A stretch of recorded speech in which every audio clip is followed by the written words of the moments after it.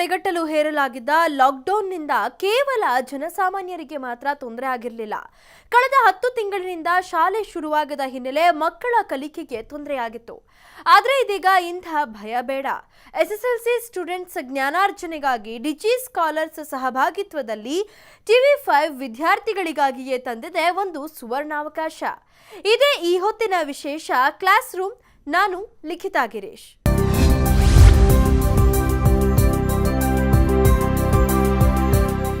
ವಿದ್ಯಾರ್ಥಿಗಳೇ book pen ಇಟ್ಕೊಂಡು ರೆಡಿಯಾಗಿ. ಈಗ ನಮ್ಮ ಮುಂದೆ ಆಮ್ಲ ಮತ್ತು ಪ್ರತ್ಯಾಮ್ಲಗಳ ಕ್ರಿಯೆಗಳ ಬಗ್ಗೆ ಪಾಠ ಬರುತ್ತೆ ನೋಡಿ. Students, today we are going to discuss 10th standard science. In that, let us study the interesting unit, that is acids, bases and salts. In this chapter, we will study the reactions of acids and bases, how acids and bases cancel out each other's effects, and many more interesting things that we use and see in our day-to-day life. If someone in the family is suffering from a problem of acidity after overeating, which of the following would you suggest as a remedy? Lemon juice, vinegar, or baking soda solution?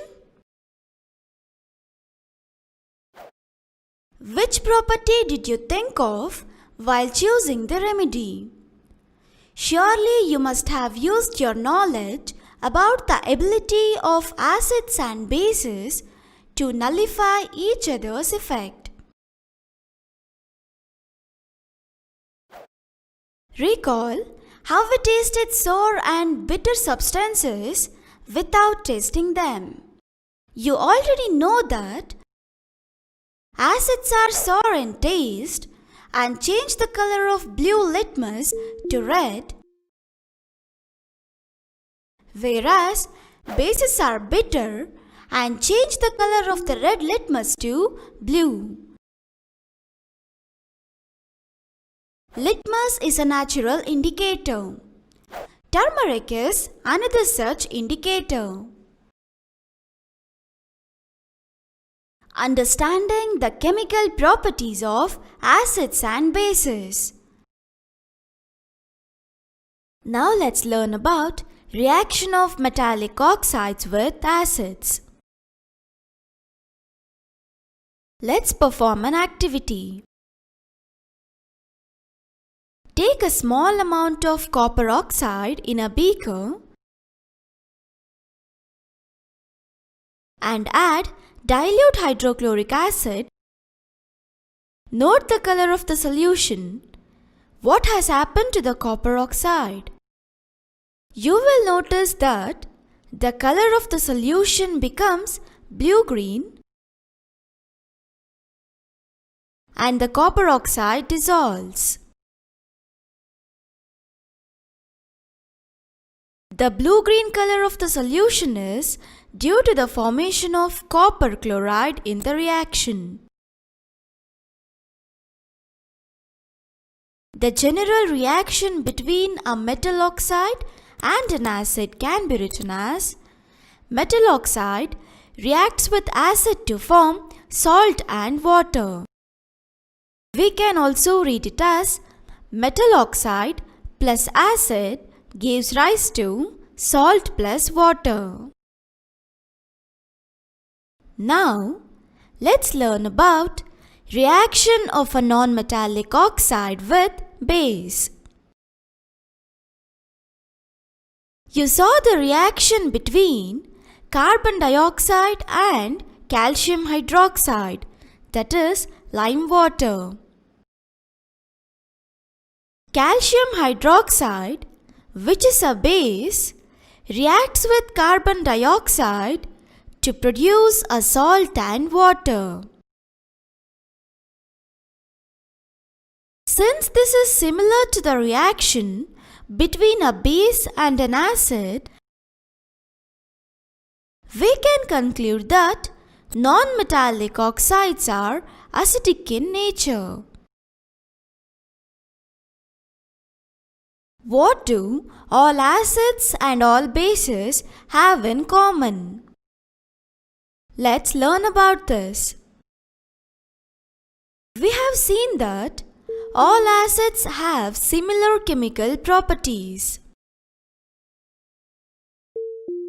What leads to the similarity in properties?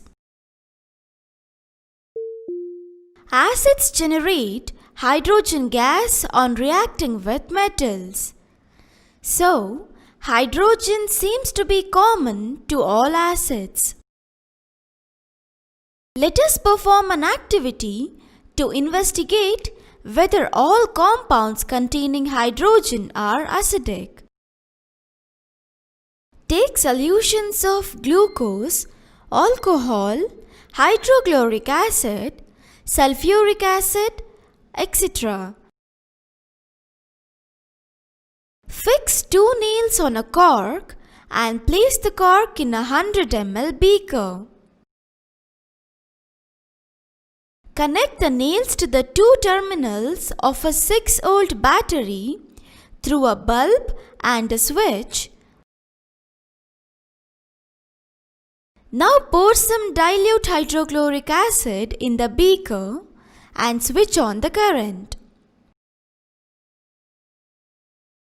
What do you observe? The bulb will start glowing. Repeat with dilute sulfuric acid. What do you observe? The bulb will start glowing. Repeat the experiment separately with glucose. What do you observe? Do not conduct electricity. Repeat the experiment separately with alcohol solution. What do you observe now? Do not conduct electricity. Does the bulb glow in all cases? The bulb will start glowing in the case of acids. But you will observe that glucose and alcohol solutions do not conduct electricity. Glowing of the bulb indicates that there is a flow of electric current through the solution. The electric current is carried through the acidic solution by ions. Acids contain H plus ion as cation and anions such as Cl minus in HCl, NO3 minus in HNO3, SO42 minus in H2SO4, CH3COO minus in CH3COOH. Since the cation present in acids is H+, this suggests that acids produce hydrogen ions, that is H+, in solution, which are responsible for their acidic properties. Now let us move on to the next topic, how strong are acid or base solutions. We know how acid-base indicators can be used to distinguish between an acid and a base. Can we quantitatively find the amount of these ions present in a solution? Can we judge how strong a given acid or base is? We can do this by making use of a universal indicator, which is a mixture of several indicators. The universal indicator shows different colors at different concentrations of hydrogen ions in a solution. A scale for measuring hydrogen ion concentration in a solution called pH scale has been developed. The P in pH stands for Potenz in German, meaning power. On the pH scale, we can measure pH generally from 0, that is very acidic, to 14, that is very alkaline. pH should be thought of simply as a number which indicates the acidic or basic nature of a solution. Higher the hydronium ion concentration, lower is the pH value. The pH of a neutral solution is 7. Values less than 7 on the pH scale represent an acidic solution. As the pH value increases from 7 to 14, it represents an increase in OH- ion concentration in the solution, that is, increase in the strength of alkali. Here we can see the pH of some common substances shown on a pH paper. Gastric juice about 1.2, lemon juice about 2.2, pure water, blood 7.4, sodium hydroxide solution about 14. The strength of acids and bases depends on the number of H+ ions and OH- ions produced respectively. Acids that give rise to more H+ ions are said to be strong acids, and acids that give less H+ ions are said to be weak acids.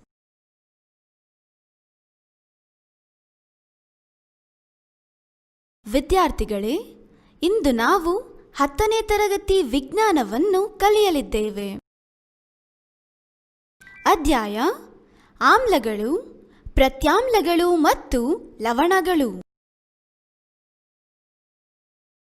ಈ ಅಧ್ಯಾಯದಲ್ಲಿ ನಾವು ಆಮ್ಲ ಮತ್ತು ಪ್ರತ್ಯಾಮ್ಲಗಳ ಕ್ರಿಯೆಗಳು, ಆಮ್ಲ ಮತ್ತು ಪ್ರತ್ಯಾಮ್ಲಗಳು ಪರಸ್ಪರರ ಪರಿಣಾಮಗಳನ್ನು ಹೇಗೆ ತೆಗೆದುಹಾಕುತ್ತವೆ ಎಂಬುದನ್ನು ಮತ್ತು ದೈನಂದಿನ ಜೀವನದಲ್ಲಿ ನಾವು ಬಳಸುವ ಮತ್ತು ನೋಡುವ ಇನ್ನೂ ಅನೇಕ ಆಸಕ್ತಿದಾಯಕ ವಿಚಾರಗಳನ್ನು ಅಧ್ಯಯನ ಮಾಡುತ್ತೇವೆ.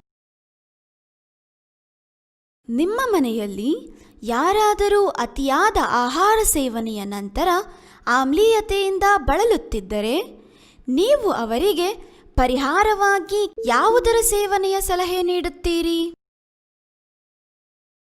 ಲಿಂಬೆ ರಸ, ವಿನೆಗರ್, ಅಡುಗೆ ಸೋಡಾದ ದ್ರಾವಣ.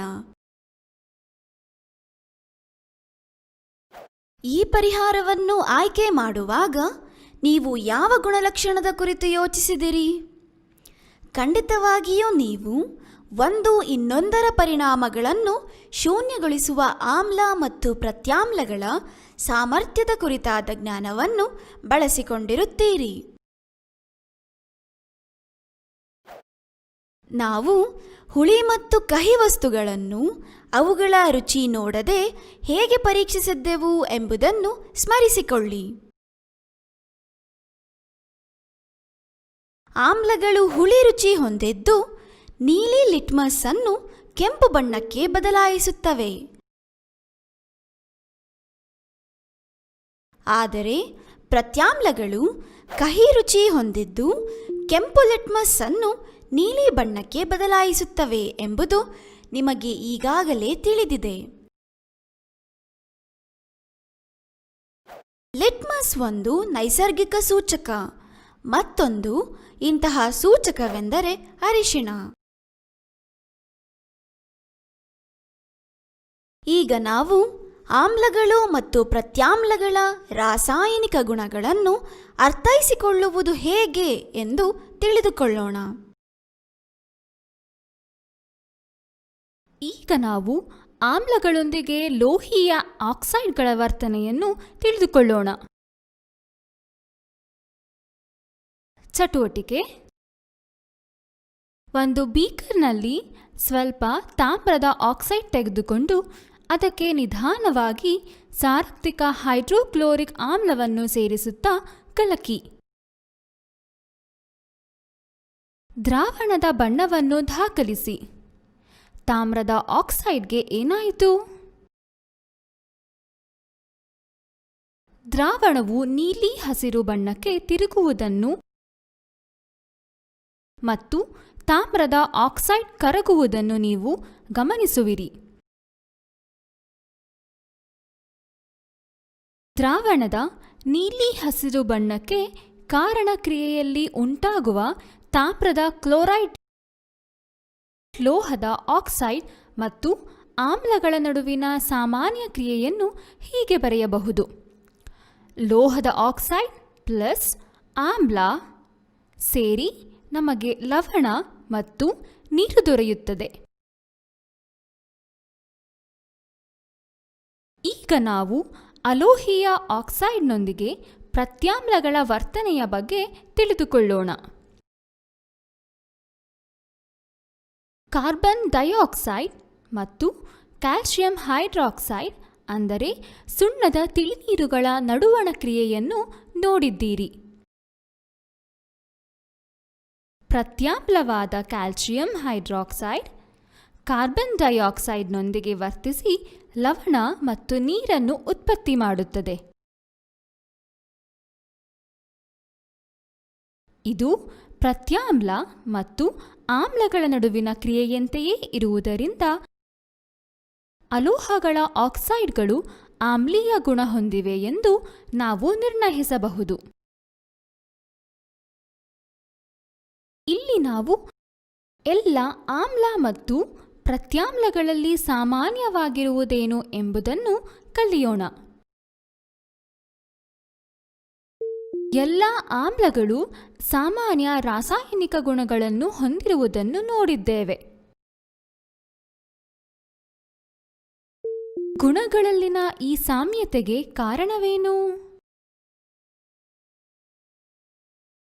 ಎಲ್ಲ ಆಮ್ಲಗಳು ಲೋಹಗಳೊಂದಿಗೆ ವರ್ತಿಸಿದಾಗ ಹೈಡ್ರೋಜನ್ ಅನಿಲ ಉತ್ಪತ್ತಿ ಮಾಡುವುದನ್ನು ನಾವು ನೋಡಿದ್ದೇವೆ. ಆದ್ದರಿಂದ ಹೈಡ್ರೋಜನ್ ಎಲ್ಲ ಆಮ್ಲಗಳಲ್ಲಿ ಸಾಮಾನ್ಯವಾಗಿರುವಂತೆ ಕಾಣಿಸುತ್ತದೆ.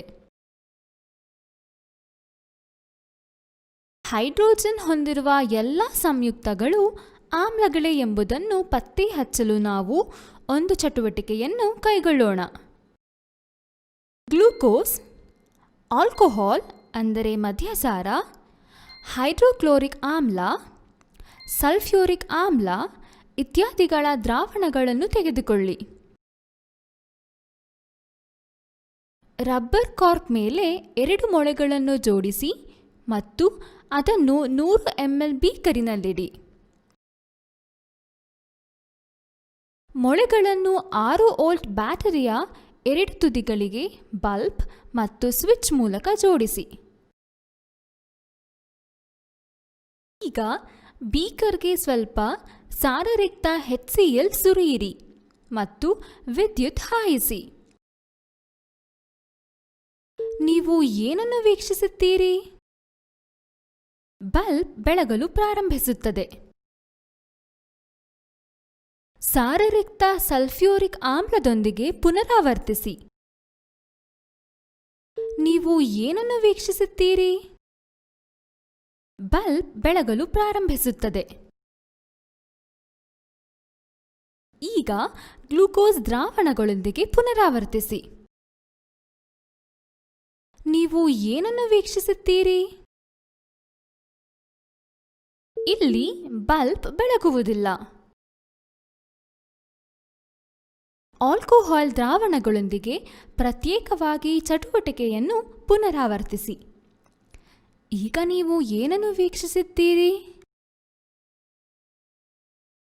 ಇಲ್ಲಿ ಬಲ್ಬ್ ಬೆಳಗುವುದಿಲ್ಲ. ಎಲ್ಲ ಸಂದರ್ಭಗಳಲ್ಲಿಯೂ ಬಲ್ಬ್ ಬೆಳಗುತ್ತದೆಯೇ?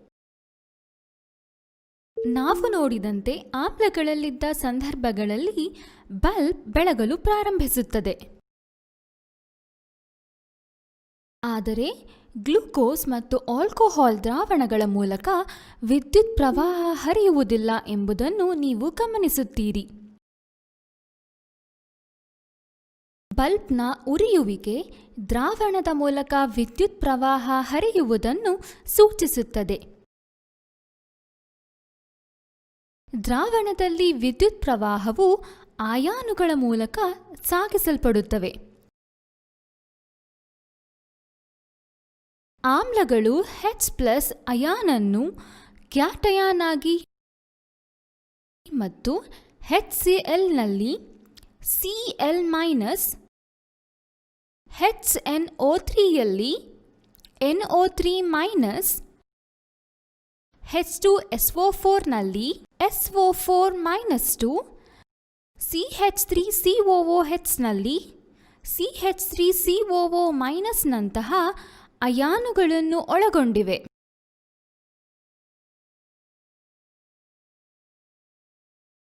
ಇಲ್ಲಿ ನಾವು ಆಮ್ಲ ಅಥವಾ ಪ್ರತ್ಯಾಮ್ಲದ ದ್ರಾವಣಗಳು ಎಷ್ಟು ಪ್ರಬಲವಾಗಿವೆ ಎಂಬುದನ್ನು ತಿಳಿದುಕೊಳ್ಳೋಣ.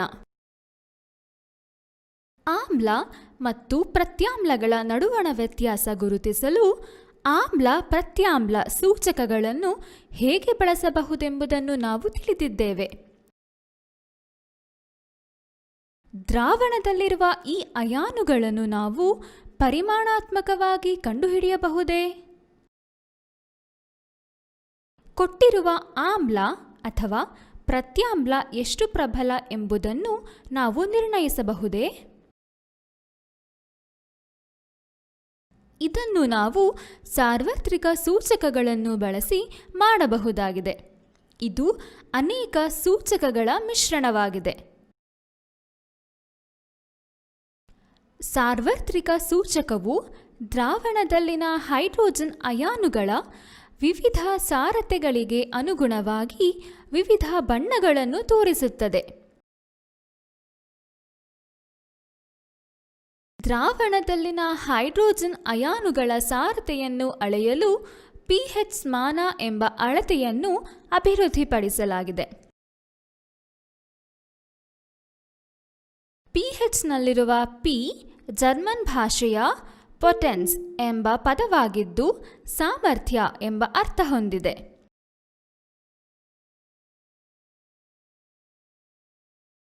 pH ಅಳತೆ ಪಟ್ಟಿಯಲ್ಲಿ ನಾವು ಸಾಮಾನ್ಯವಾಗಿ 0 ಅಂದರೆ ತೀವ್ರ ಆಮ್ಲೀಯದಿಂದ 14 ಅಂದರೆ ತೀವ್ರ ಕ್ಷಾರೀಯದವರೆಗೆ ಅಳೆಯಬಹುದು.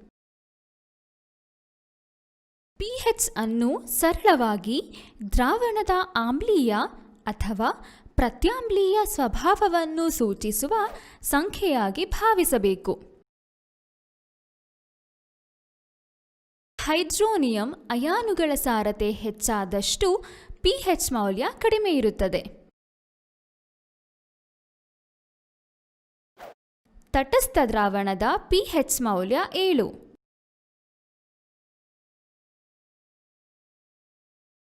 pH ಅಳತೆಯಲ್ಲಿ 7ಕ್ಕಿಂತ ಕಡಿಮೆ ಬೆಲೆ ಆಮ್ಲೀಯ ದ್ರಾವಣವನ್ನು ಪ್ರತಿನಿಧಿಸುತ್ತದೆ. pH ಮೌಲ್ಯ 7ರಿಂದ 14 ಹೆಚ್ಚಾದಂತೆ ಇದು ದ್ರಾವಣದಲ್ಲಿನ OH- ಅಯಾನುಗಳ ಸಾರತೆ ಹೆಚ್ಚಿಸುವುದನ್ನು ಸೂಚಿಸುತ್ತದೆ. ಇಲ್ಲಿ ನಾವು ಈಗ pH ಕಾಗದದ ಮೇಲೆ ಕೆಲವು ಸಾಮಾನ್ಯ ವಸ್ತುಗಳ pH ಮೌಲ್ಯವನ್ನು ಕಂಡುಕೊಳ್ಳೋಣ. ಜಠರ ರಸ ಸುಮಾರು 1.2, ಲಿಂಬೆ ರಸ ಸುಮಾರು 2.2, ಶುದ್ಧ ನೀರು ರಕ್ತ 7.4, ಸೋಡಿಯಂ ಹೈಡ್ರಾಕ್ಸೈಡ್ ದ್ರಾವಣ ಸುಮಾರು 14, ಆಮ್ಲ ಮತ್ತು ಪ್ರತ್ಯಾಮ್ಲಗಳ ಶಕ್ತಿ ಕ್ರಮವಾಗಿ ಅವು ಉತ್ಪತ್ತಿ ಮಾಡುವ H+ ಮತ್ತು OH- ಅಯಾನುಗಳ ಸಂಖ್ಯೆಯನ್ನು ಅವಲಂಬಿಸಿದೆ. ಹೆಚ್ಚು H+ ಅಯಾನುಗಳನ್ನು ಉತ್ಪತ್ತಿ ಮಾಡುವ ಆಮ್ಲಗಳನ್ನು ಪ್ರಬಲ ಆಮ್ಲಗಳೆಂದು ಮತ್ತು ಕಡಿಮೆ H+ ಅಯಾನುಗಳನ್ನು ಉತ್ಪತ್ತಿ ಮಾಡುವ ಆಮ್ಲಗಳನ್ನು ದುರ್ಬಲ ಆಮ್ಲಗಳೆಂದು ಕರೆಯುತ್ತಾರೆ.